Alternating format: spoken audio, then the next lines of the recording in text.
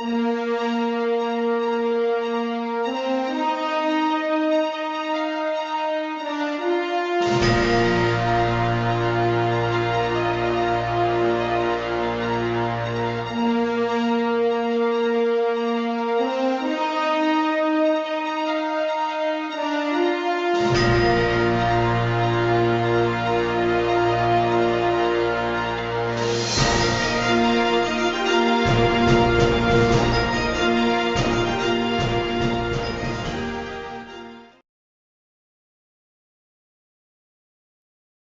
God bless you richly. Welcome back to the Bishop's Corner. And of course, my name is Bishop Dr. Herbert N. Scott, the Chief Prelate of the Liberty Hall Cathedral of Praise right here in the heart of Brooklyn. And certainly it is indeed a pleasure to have you all on tonight. And one of the things that we must do, honestly, now is to shout out to the visionary of the Bishop's Corner, and that is Dr. Phil. Dr. Phil, I just want you to know that you are doing a tremendous job, young man. Please keep up the good work. Well, tonight we have a very interesting program for you. But before we should go there, let me just welcome those that will be on with us tonight. We are so happy for this woman. Her name is Kelly Robe. Kelly, certainly it is indeed to have you on the Bishop's Corner. Kelly, are you there? Can we see you, please? Certainly, it is indeed a pleasure. And we just want to thank God also for another young lady that is with us. I do not see her name, but I believe that her name is Miss Campbell. Yes, Tina Campbell. She's with us, and we are so happy to have you with us tonight. Do we have that other lady? Is she coming on? Okay, and her name happens to be Izzy Barbara. Okay. Tina Kadish. Tina Kadish. Oh, yes, Another Tina. Kadish. Miss Kadish, certainly it's a pleasure, young lady, to have you on the Bishop's Corner. It is indeed a pleasure. I am so happy tonight because I am surrounded by three beautiful young ladies. Thank you very, very much. And now this makes the job much, much easier. Before we should hand over to Dr. Phil, because he has a few words to say to us tonight, we are dealing with empowering women leaders, overcoming challenges, and driving success. It's been said in Proverbs chapter 31 and the 25th verse, she is clothed with strength and dignity, and she laughs without fear of the future. Oh yes, those words was from the man himself, Solomon. And if anyone knows about women and how tenacious they are, definitely Solomon does know. However, before we should begin tonight, at this time, let me just hand over to Philip Reed. Dr. Phil, he has some important words to tell us. Phil, it's in your hands, sir. Thank you much.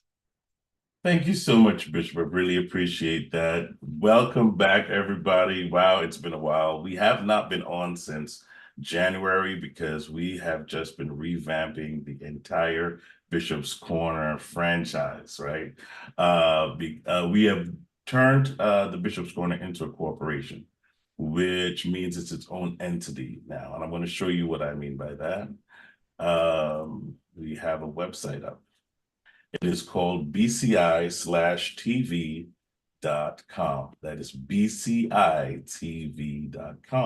You can go visit and find out a little bit about what our vision is for the Bishop's Corner, which you're going to see on the second page. Right here, you see where we're broadcasting to. So we have Amazon Fire TV and Roku.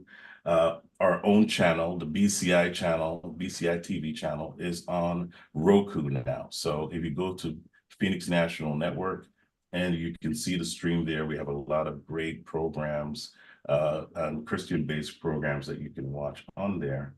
Also, we're tying in with a few things from Liberty Hall. We're starting a session. It's not really a Bible school, but it's a session where it's a school of evangelism, school of pastoring, and a school of missions. And what this is about is a school of evangelism is having ways to reach new people and talk to them about the love of God. And also just ways to kind of reach different people at different times. Also, the School of Pastoring is going to be a mentorship platform. So for young pastors who are needing help with their ministries, the School of Pastoring is going to be a resource for them to tap into other pastors who have been in ministry for a while and just be able to be mentored into the ministry that they're in. And also School of Missions, how can we be more effective in our communities and help each community be the best that it could be? We also have a way for you to donate. If you want to donate to the platform or to the program, to what we're doing as a vision, you're able to do that through the website as well, which is bcitv.com. That's bcitv.com. If you have any questions, you can just click this button right here and reach out to us here. If you want to watch directly without going on Roku, you can just click here and it will take you to the streaming platform and you can watch some of the programs. It is absolutely 1000% free. Okay. So very excited about that. I'm glad you guys were able to bring us to this point and give some clarity to the vision. And I'm going to turn it back over to our great host, amazing host, Bishop Dr. Herbert N. Scott. Thank you guys for joining. Thank you very much, Dr. Phil. You really make us feel at home. Okay, journey to leadership. Journey to leadership. Question number 1. Can you share your personal journey as a woman leader in business, including how you tackled obstacles along the way? Now, there's this quote I want you to hear. The question isn't who's going to let me. The question really is, it's who's going to stop me. Because one of the things I know about women, when they make up their minds that they are going to do something, they get it done. And I'm going to ask, first of all, Kelly, please help me to understand and to know your personal journey into leadership, young lady. Thank you, Bishop, and so excited to be here with these other fabulous Tinas. So I am in Florida, so you could see there, and my background really started in the military. So a lot of my journey was there. I went into the Air Force 3 months after graduating high school. And at that time, right, in the late 80s, still during Cold War, I served during Cold War, a little bit of Desert Shield, Desert Storm. There weren't as many women in some of the missions that I volunteered for. And so I think, again, that journey to leadership was just believing in myself. I'm the youngest of 5, and being the baby of the family, I was one that definitely was doted on. And, I grew up not traditional, right? Foster care, never knew my dad, but we had a lot of love and support. And I think that helped. And then after the military, I decided to do the journey in college and started my business in 1997, 26 years ago. And I think that one of the things that I learned that has, helped me be successful 26 years later, right? The consistency was, and something I'd love to leave everybody with, is work on yourself more than you work on your business. Because it's all about our confidence and how we feel and overcoming some of the self-doubt and the negative beliefs that we have coming wherever they came from, right? But the idea is not to be a victim. It's to just understand that, as you said, it's a journey. It's a journey. And so, and it's going to get easier and easier, but absolutely work on yourself more than you work on your business. And before you know it, your business is just going to explode and take off. I used to always say, you're planting seeds and it takes a while, but you plant those seeds consistently. And one day you wake up with this beautiful forest and you say, oh my gosh, where did this come from? Right. But it's that consistency of planting the seeds. Well, let me ask you another question, young lady. What really prompted you to launch out? What prompted me? Well, I think, I had that internal drive, right? That I wanted freedom. I didn't want someone to control my day to Mm, day, to tell me, to punch a clock and have someone else tell me when I'm allowed to do things in my life. I think maybe the military, that restriction. And I realized that I had that, and it gave me discipline so that I could be that self-starter and say, you know what? I want to be able to control my destiny. And I didn't want a ceiling. I think more than anything, I wanted it to be up to me. I didn't want the glass mm. ceiling. I didn't want, hey, if I got to work harder and all of that, but I didn't want anybody to put a ceiling on me. I wanted to just be able to design my own and to co-create, right, with our creator. I always like to say that, we co-create with our God, with our universe. And there's great things we can manifest, but we have to believe in ourselves first. And I just knew that I wanted the freedom. Okay. Absolutely. Freedom was a major driver for me. Okay, thank you very much, Kelly. Okay, let's go over to Tina Campbell, because we have two Tinas, Tina C and Tina K. Okay, let's speak to Tina C at this moment. Can you share your personal journey as a woman leader in business, including how you tackled obstacles along the way? Absolutely. Thank you for having me. And by the way, Tina and I are good friends. So we're always Tina, the two Tinas. So anyway, love to see her here. And Kelly's a good friend too. So, I can't be amongst more honored to be with these ladies than I can say. Well, it's funny, like Kelly, her journey with going into the service, my foundation was my parents I am first generation American, and they came over with $5 in their pocket. They were the greatest generation, but they taught us to work hard. And that's always been my driving force, has been making my parents proud of me. So that was always there. So then when I went to college, and then after I went into HR, and I think Tina and I had similar experiences with that, right? So I had 25 years working in HR. I worked myself up to director of HR for a Japanese trading house in Manhattan. And I think how I did that is because I was what I call an entrepreneur. I took ownership of my department. I took ownership of, my role.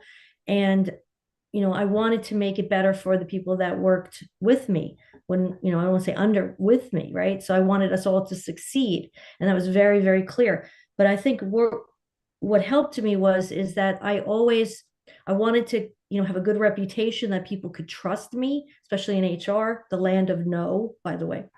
And, everything, I really wanted people to trust me, and that I was serving them.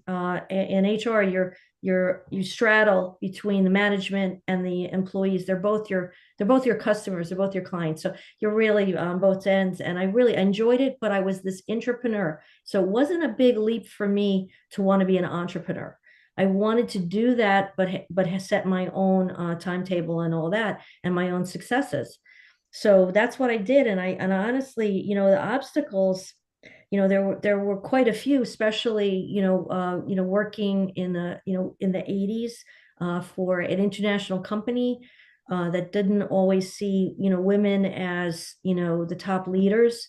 So it was kind of forging that. And by the end, when I left, because my husband's job was changing, so I left, and I knew when I left, that they respected me, because of, I basically told them what I, thought we should do, and gave them the best, ideas. And then if they took them, great. If not, I just worked around it. So I became an entrepreneur, and I started Free Enterprise Warriors, which now we serve veterans who are starting businesses, who want to go into the journey of entrepreneurship. And I feel really strongly about serving and working with veterans, because I think the fact that I'm a woman, that I've gotten this far, is because my parents settled here in the United States. Well, Tina, let me ask you a question. If you were to start all over again, are there anything that you would do differently? You know, I say this a lot. I would have journaled and really written down my struggles, how I overcame them. I feel like sometimes going back, it's a blur. And it really bothers me because if I think about like when I first started, I would suggest to anybody in business, starting a business, write it down. What was it like? What did it feel like? So that you can go back and then you can say, okay, wow, I've really gotten from A to B to C. And sometimes you just can't remember A anymore, you know, and that's the one thing I regret that I didn't do more journaling or writing it down somehow, keeping that those words. Oh, yeah. And I think that's important because remember that there are other young ladies that's going to come after you. And I'm sure that they would like to read and the things that you went through and how you overcame X, Y, and Z. Okay, let's put that same question to Tina K. Tina K, can you share your personal journey, Tina, as a woman leader in business, including how you tackled obstacles along the way? All right. What a great question. Thank you so much again. And it's an honor to be here. So my background, growing up in an Italian immigrant family, I was the oldest of three girls. And I grew up always sheltered, always doing the right thing and just being a people pleaser. And I was very shy. I was an introvert. You would never know it today. However, I was. And I went after high school. I went to a business school. I didn't go to college because I wanted to be an attorney, actually. And I said, I don't want to go to school and spend all those years. So I went to school, secretarial school back then. But I got married at 19, and which was very young. And I stayed married for 20 years. And then I divorced him in 1998 after two children. And so along the way, though, I always, my background has been an administrative assistant. I just got tired of being at the top and not having any direction, no career. So I went to college when my kids were 6 and 1 years old, part-time on the weekends in New York, Tarrytown, New York. And thank God for a great support system that I had. It took me 6 years. And it was a goal that I set for myself because I saw more. And so I then later on, I got into training and development and advanced through in that company and got laid off. So then when I got laid off is when I really realized, like, I don't want to work for a company anymore. I want freedom. I actually, Kelly, wrote my first book about freedom because then I learned that I don't want to be told what to do anymore. I want to be in my own destiny, be in control. And so it was really something that today I'm so grateful that I'm an entrepreneur, that I'm not working for a company. And freedom to me is so important. And so I'm very grateful. Tina, what type of business are you in? So I'm a business coach. So I work with women that have left the corporate career or want to leave the corporate career and want to start a business. And so I help them to really connect to their passions, because that's what I learned. I learned about finding your passion is so important. I learned how to dream because I never believed in dreaming. I just went through surviving, and never really thinking about what do I really want. I never journaled. I never created vision boards. I just did. And until I got laid off is when I really said, wow, now what do I do? Where do I go? And at that time, I was divorced with 2 kids. Wow, what a journey. Well, let me ask. Yes, and there's more. I'm sure there is. Let me ask you, Tina K. Now, if you were talking to young ladies like yourself and they have the mind like you to launch out, what are some of the things you would tell them to do and some of the things you would tell them not to do? So what to do, I would definitely tell them to believe in themselves. Also, like what Kelly was saying, that believe that you can do it, having the mindset that you're valuable, it's possible, and having the faith in yourself. that it is possible, that you can create what you want. It's about belief. It's having that faith Mhm. that it can be done. And it can be done. Yes, Okay. it can. And what not to do. What not to do is to just give up, quit. You know, not to quit, not to quit. That there, even through the obstacles, focus on the solution. And that's what I still do today. When things don't go right, there's always going to be the valleys and the ups and the downs. And life is a roller coaster, Hmm. you know, So true. and So true. yeah. Okay, Kelly, let me put this question to you. Ever felt like giving up? I'm sure you did. Okay, but what was it that really spurred you to go on? I love that. You know, it's the network that you surround yourself with, right? It's constantly reading, like I said, working on ourselves. But I think what it was, Bishop, is I thought about the alternative. You know, so even though the days were difficult and being an entrepreneur, maybe that one deal didn't work out or that one appointment got canceled, and you think, okay, this just isn't working. You know, thinking, okay, I would just honestly look at myself and say, what's the alternative?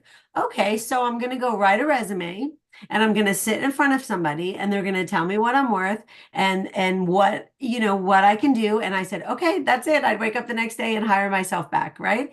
And say, it's okay. I just have to, you know, learn something more. Maybe you're not doing something enough. Maybe you're not doing it good enough. Maybe I need to, you know, just enhance my skills. And the biggest thing though is surrounding yourself by like-minded people.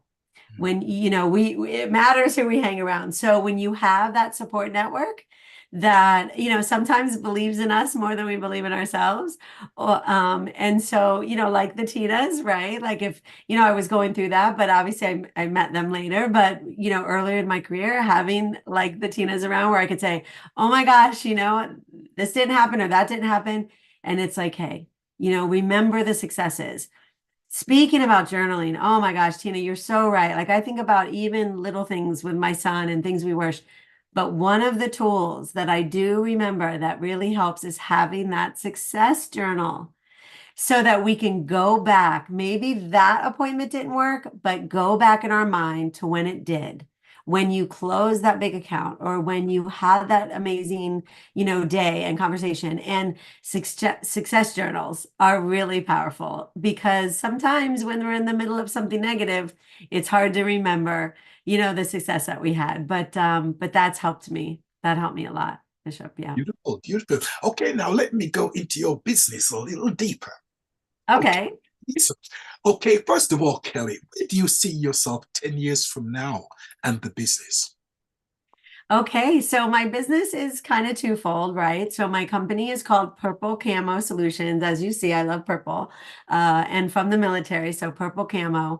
And it's kind of two parts. I do have a coaching program for veterans as well. I kind of say, as you said, Tina, about our passion, you know, and so my tagline there is your purpose and passion after the military, because that's a big struggle, that transitioning. It's called the transitioning warrior because when we're getting out of the military, you know, here I was in Berlin when the wall came down and did some amazing things. And you just are in fear that you're never going to find a mission and a purpose like what we had in the military. So I really want to help veterans do that. And the reason I can do that is because I can be the example. I'm not theorizing about it. I can talk about my journey because for 26 years, I've had my own agency with Legal Shield, which is a company that provides legal and identity theft protection. I do that as an employee benefit. In fact, just today, I did an amazing lunch and learn for the beautiful Museum of Art by us for their employees. And I still just love doing that. And to me, it's an extension of what I did in the military because I'm empowering people with something that they, you know, a service that they never had before.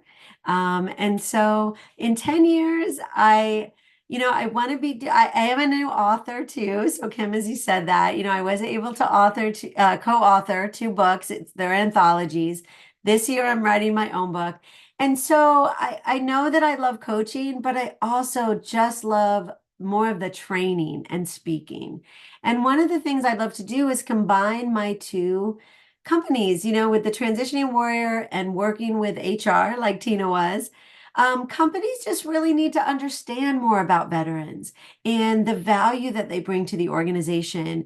And there's a lot of misunderstandings there. So I think one of my big goals that really has been on my heart is to create some kind of, training where I can go into these companies and talk to HR and talk to those C-level executives, and from someone that comes from that background of a military person is just really help them understand, educate them on why they should have more veterans in their organization and what the values are there. So I hope I can grow both of my businesses and then merge them in that way.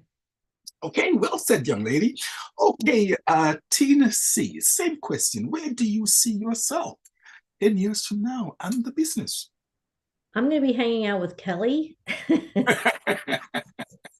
and Tina, I'm sure, because we have so much in common. And that's really, Kelly and I just met each other. Oh my goodness, it was only probably like 8 months. No, it's the summertime, I guess. But you know what? It's amazing because I feel like, when you get around like-minded people, you feel like you've known each other forever. And again, that's kind of like what you were asking the question before. I wanted to mention one thing for, any young ladies that are listening, or, any ladies that are listening, that just find a mentor, find that mentor, because that's what happened with me. I was lucky to find some amazing mentors. But what I would like to mentor others as I get 10 years out. I could see that, although I'm not a veteran, where I come in, I see myself at the intersection of that transition for them and being able to talk about with them how to get into entrepreneurship. And I'm a connector. These guys will they know I'm always connecting people. So that's where I can serve. And again, my tagline is the few who serve the many. Free enterprise warriors. We are, my mentor was a free enterprise freak, understanding that, small business, Main Street business is the backbone of our economy. So everything that I do, and warriors is not to be warlike, but to be guardians. So I feel like I am going forward as a guardian of free enterprise and my connections, that I can work with veterans. And then with people, I connected with Tina, I connect with Kelly. We work together, the three of us. And we actually, we all have different strengths that we bring to this, to this collaborations, that I just look for opportunities. And I think that I'm just excited. I'm so excited about tomorrow. I don't even worry about 10 years. I know that's going to just take care of itself. Well said indeed, young lady. Thank you very much. Okay, now let's hear from Tina K. Tina, 10 years from now, where do you see yourself and the business? Yes. Oh, wow. 10 years from now, I have to say, I agree with Tina. I focus on one day at a time. I do. But my vision, if I really had to see, is for me, it's speaking. I'd love to speak globally. I'd like to speak domestically, of course. And I really would love to be another Tony Robbins, where I have stages, and speaking to thousands of people, empowering women to really find their passions, really connecting to their passions, and to really dream. And just, I love, that's what I would love to do. If I could speak around the world and get paid well, I'm good. But having good health, having a community, having a mentor, you can't do it alone. You need people.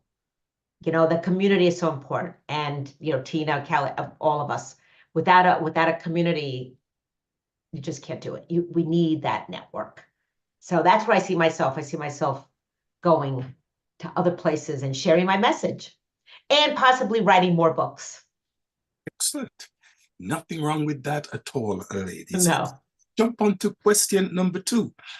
Creating inclusive environments. The question is this: how can organizations foster environment where women feel empowered to lead and to succeed? Let's put that now to Tina C. Tina C, how say you, young lady? So, having been in a corporate environment and having been now in an organization that I run, and also part of Free Enterprise Warriors, you have to lead by example. So you have to get some, you know what, let's go back one step. You have to have a culture of inclusion. So sometimes it's very difficult because companies may just have a culture that's not. So you're going to probably have to start at the top. You have to start with the leaders. They have to understand that it's important. They have to understand that it's 50% of their workforce, is women most of the time, sometimes more. But more importantly, it has to come from the top, and it's a cultural thing. So now they got to look at it. They have to maybe bring people like Tina Kadish in to talk to them and understand what's the importance. And it's not lip service. It's an actual culture. And they espouse that culture, and they let everybody know about it.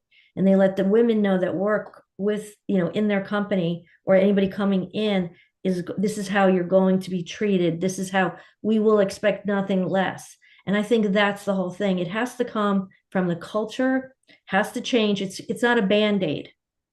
And I think that's where people don't, some companies don't realize. They want to bring someone in, have them talk for a couple of days, and they go out, they go back to business as usual.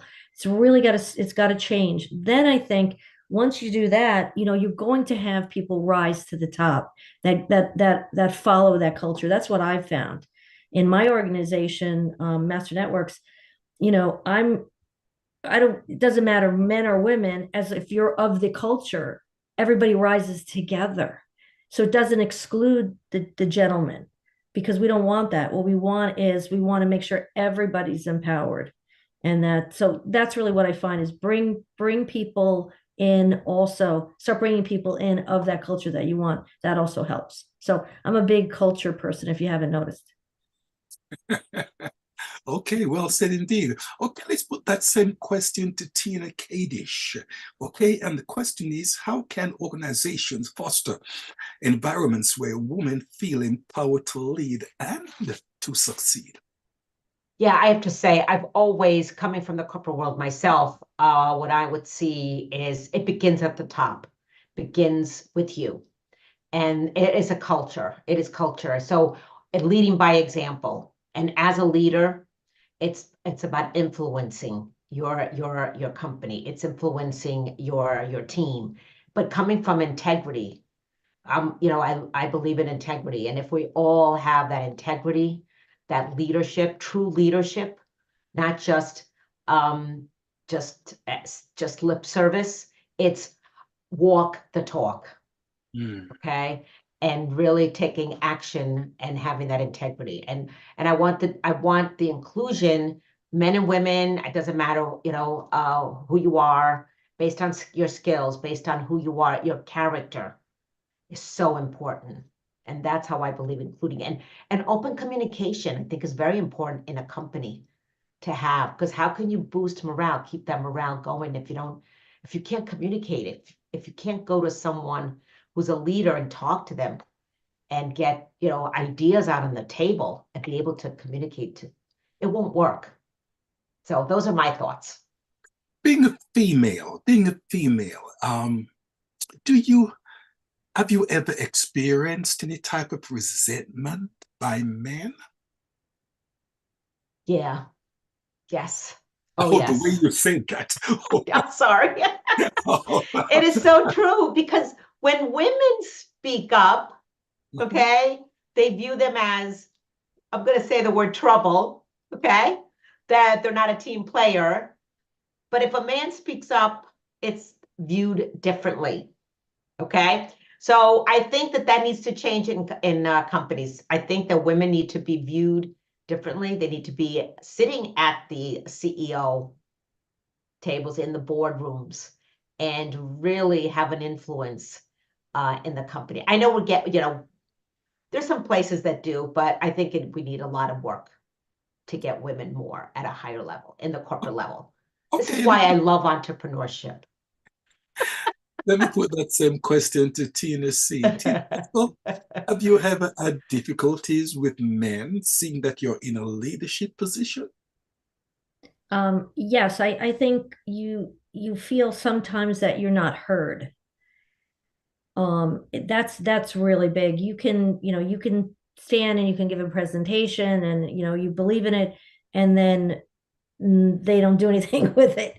It's kind of like you did all this work and they're just, and then they'll give the project to somebody else. So it's one of those things. It's just luckily and unluckily.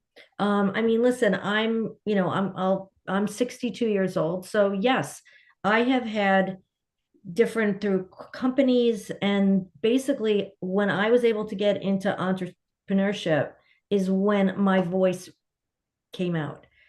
And that shouldn't be, but it's just what it was. I think things are changing. I hope things are changing. I haven't been in the corporate world in so long now. I've had my own company for 24 years, so I'm reveling in the way that things are. But I can't really say, can't speak to companies.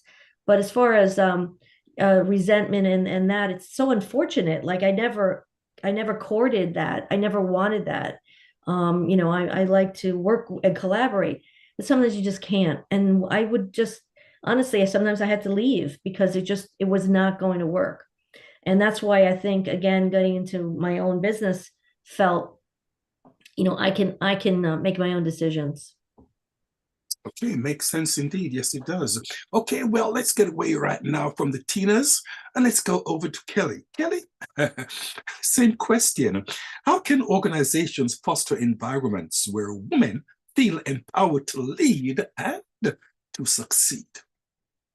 Well, I mean, everything that Tina said, right, is amazing. And I think even on a small level, I know some of the bigger companies, something as basic as having childcare in there, something where the women don't feel like they have to choose and they, can excel without it being a detriment that they're a mom, right? That's one thing that you hear in the workplace a lot, that the dad is okay, he becomes a new dad and he's just, but when the mom has to sacrifice or anything for the kids, then, oh, well, she can't do both, So something as little as that. And, my philosophy has always been work hard, play hard. And Tina, I love about culture, but I think culture starts with, the education, right? Right now we're in Ramadan. Some people are, celebrating Ramadan. Well, I think companies need to, somebody should be there educating, talking about it. They should have events,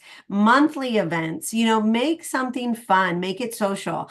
I think the best companies, and even the company that I am where we're independent, but we still get together for family things. When you can learn somebody beyond seeing them at work, and you see them maybe with their families, and that can foster culture, right? And I just think that and Tina K, you said about communication, that's the big thing. And as you were saying, from the top, that top leadership has to say, I be willing, right? Be willing to take that first step and say, hey, let's learn about each other. I mean, I know sometimes when I walk into a meeting and everybody's just assuming they know each other. There's not even introductions. There's not even a little bit of what's your background? Where do you come from? Hey, are you married? Do you have children? Things as simple as that. Like, I'm thinking about it, right? I'm hosting a big event tomorrow, and it's larger than it has been in the past. And it kind of drives me crazy when the attendees in the room don't have a chance to even just raise their hand and say a little bit about themselves, that 30-second commercial. Well, I think companies don't do that. Everybody just, we kind of, oh, we're starting the meeting, but who's in the room? Really, who's in the room? So some of those basic things of just, again, learning about each other, having fun, right? Because when you add the fun into the culture, and letting other people lead that, maybe it's a family thing this time, but hey, what do you enjoy? What is your culture? Where are you from? What did you do? The potlucks and things like that, where somebody's bringing something and they're just learning about each other. I think that women feel inclusive on that because I'm not the cook in the family, right? My boyfriend is, but But when we can bring out our own, our own passions and skills beyond the business world, I think we start to really build that culture that you were talking about, Tina. Okay, thank you very much, Kelly. Thank you much indeed. Let me just put a question to you, Kelly. In leadership, do you think that men view women in leadership as they view their own counterpart, men? No, right? I mean, it's a learning. It's learning. As when you said, the last question that you had to the Tinas, I could only reflect back to, and remember, guys, I was in my 20s, but here at my first base, right, that this was a new mission. It was a combat mission, and women were just allowed to get our wings and to fly on that. And I'll never forget one of the gentlemen saying, "Oh, when I found out women were gonna fly with us, I was gonna give up my wings." And again, having the confidence and the courage. And I remember I turned around to him, and whether this was good or not from my rest of my tour there, but I said, "Well, maybe if you guys were doing it right, they wouldn't have needed us." And I remember walking away going, "Oh my gosh, I can't believe I just said that." But it's kind of pushing a little bit. I always like to use the word nudge, right? But it's hard for them if we don't stand up for ourselves. It's hard for them to stand up for us, because and one thing that I love these days, and I heard this and I absolutely love it, collaboration is the new currency, right? Not competition, but collaboration. And I think we need to go in there as women in that mindset, not assuming it's going to be confrontational, but saying, hey, because if we assume confrontation, what we focus on happens, right? And so we don't want to direct it that way. So if we can go in with, hey, they might not feel this way, but let's collaborate. I'm going to give my opinion anyway. I love Tina K, you said too, coming up with solutions, not delving down into the problem or the challenge, as we like to say, but coming in solution driven. Hey, Bishop, they will have no choice but to listen to us and collaborate with us, because we're going to just be such a ray of light and such a solution that they're going to just, we're going to nudge them over the cliff. Well, listen, I am listening to you, Kelly, and to you, Tina C, and to you, Tina K, and I love what I am hearing. And I believe that the best is yet to come for you, ladies. And I myself will definitely applaud you. And a few years from now, listen, I mean, you may be even on television and so forth, but I see great things for all of you, honestly, and I'm saying that from the depth of my heart. Okay, question 3, and wow, time is really going. Keys to success and advice for aspiring leaders. The question is this: what advice would you give to women aspiring to leadership roles, and what guiding principles have shaped your journey? Let me put that first of all to Tina K. How say you, woman of God? How say you? Wow. Okay. So for me, for success as a leader, again, it begins with your influence, how you communicate. It's your having integrity and being transparent and authenticity.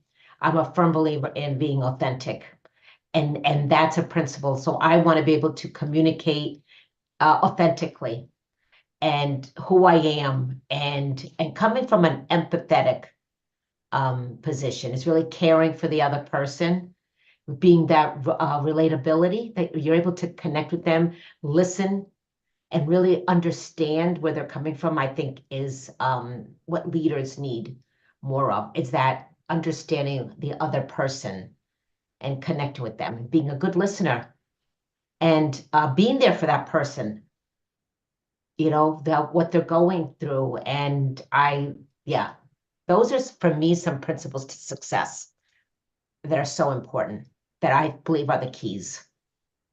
Okay. The question once again is, what advice would you give to women aspiring to leadership roles, and what guiding principles have shaped your journey? Let me put that question now to Kelly. How say you?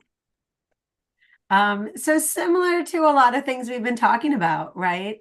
Going back to my first comment, to any woman out there, I'd say, work on yourself. Don't just expect it. Don't just say, oh, I'm coming in looking this way, being this way. Really know your stuff. Be willing to work on yourself and read the leadership books. There are some amazing leadership principles out there. And I'm an avid reader, listening to like podcasts like this, right? Just always wanting to learn and not feel like you've ever arrived. We've never arrived, right? It's a journey. And so keep working on yourself. And oh my gosh, Tina K, when you talked about so much, it is, when you can align your true passion with what you're doing in the world, because we're all here, right? With our own unique gifts. And so when you can align that passion and it doesn't feel like work, it doesn't feel as much effort. And so just really, dig deep, find your passions. And if I had to say the principles that helped shape me was, again, just never giving up, never having excuses. I looked in the mirror. I would look in the mirror and I'd say, oh, wow, business is down. I'm not going to blame it on this, that. I go, you know what? My calls have been down. My networking, like what Tina C does, I always say you're one networking event away from having a dozen people to call and follow up with and to grow your business. So take responsibility. That's one of the, so you just, and it's empowering. It actually is, even though it's kind of tough and you're like, it's all about me, but it's also empowering because you didn't give up the power to someone else.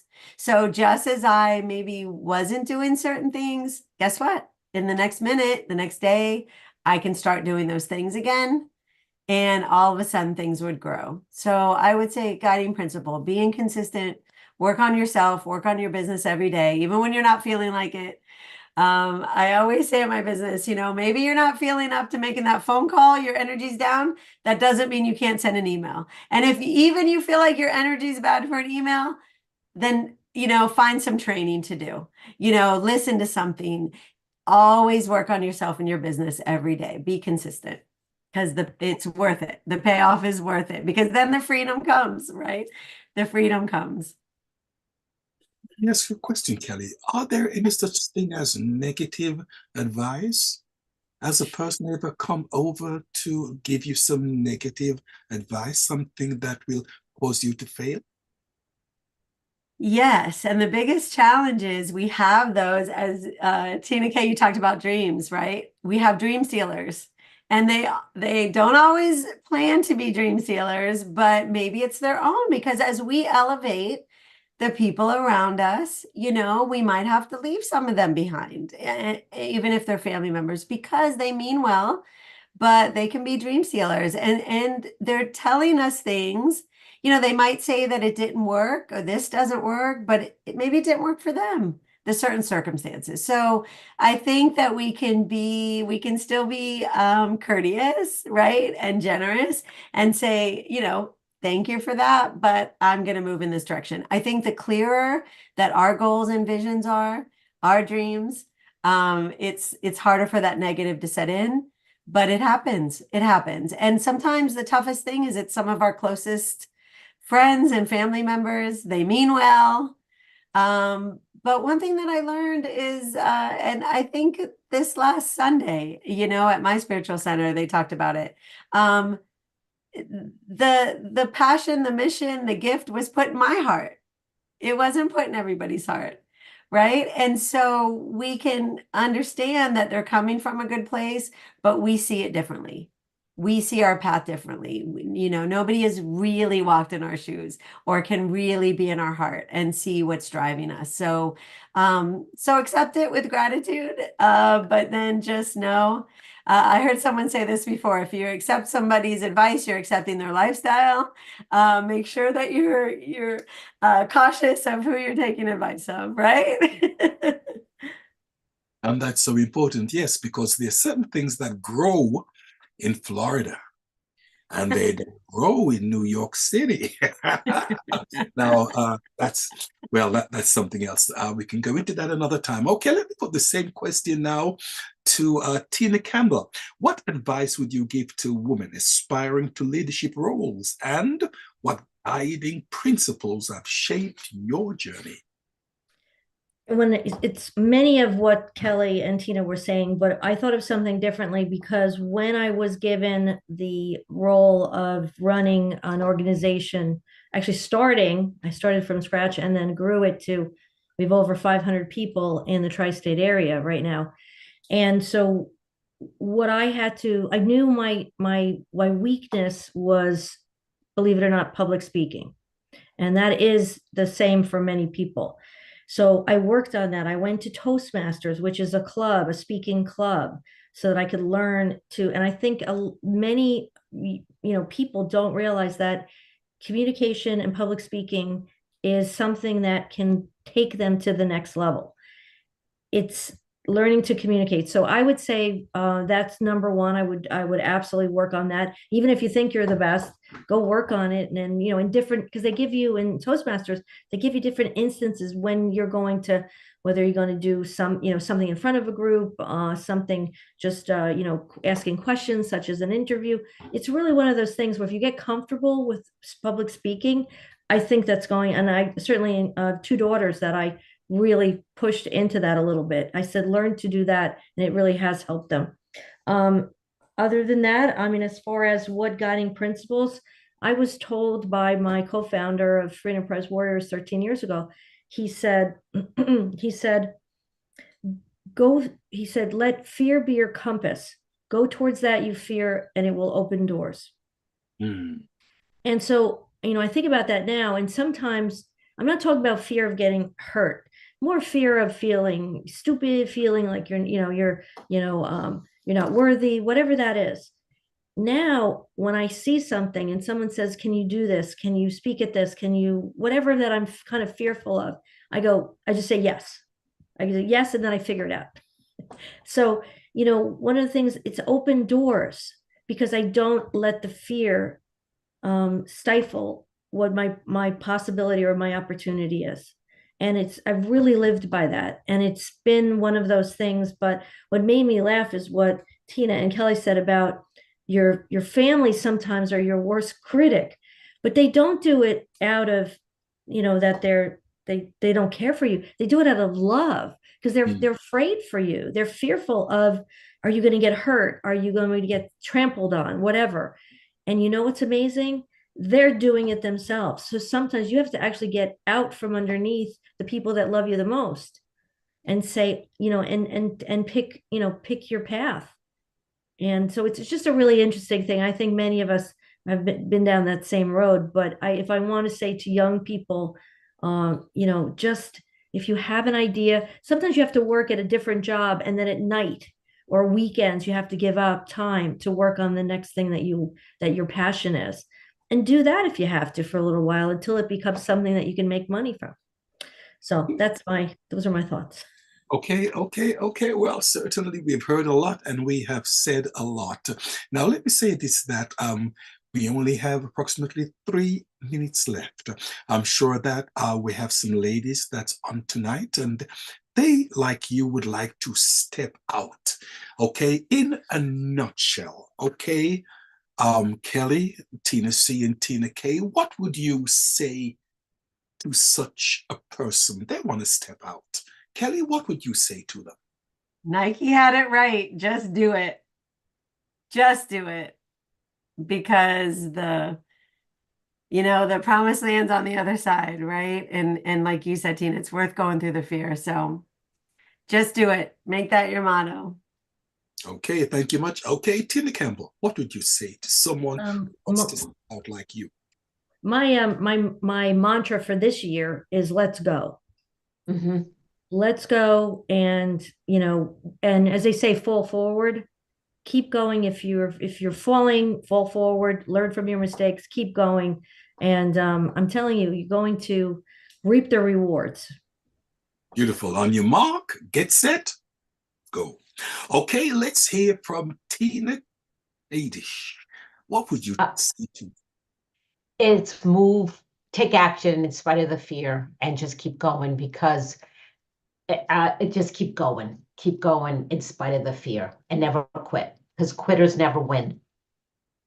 Sounds good. Okay, well, listen, we want to thank the Lord for Thank you. Kelly that came on tonight, for Tina Campbell, and for Tina Adish. Okay, thank you very, very much for coming on the Bishop's Corner. We have 1 minute left, and I just want to pass things over to Dr. Philip Reed, who is the visionary for the Bishop's Corner. Phil, it's in your hands.